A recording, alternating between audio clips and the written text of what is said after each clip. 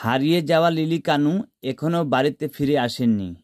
সর্বপ্রথম আপনাদের সবাইকে নমস্কার। গতকাল আমাদের ইচাবিল গ্রাম থেকে একটি খুবই চিন্তাজনক ঘটনা সামনে এসেছে।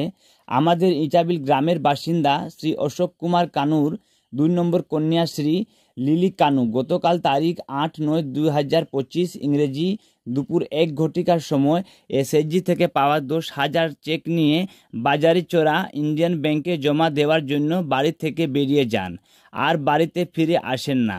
এরপরে 3 ঘন্টা পরে উনাদের পরিবার লিলির মোবাইলে ফোন করেছেন, তখন উনার মোবাইল সুইচ অফ ছিল।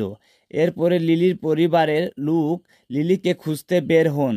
সব দিকে খোঁজাখুঁজি করে যখন লিলির কোনো সন্ধান পাওয়া যায় নাই, তখন লিলির পরিবারের লোক রাত্রি 9:30 বাজারিচোরা পুলিশ স্টেশনে গিয়ে মিসিং কমপ্লেন দিয়েছেন। লিলির বয়স 37 বছর। হারিয়ে যাওয়া লিলি 15 বছরের মেয়ে আছে লিলির বাবা মার বাড়িতে।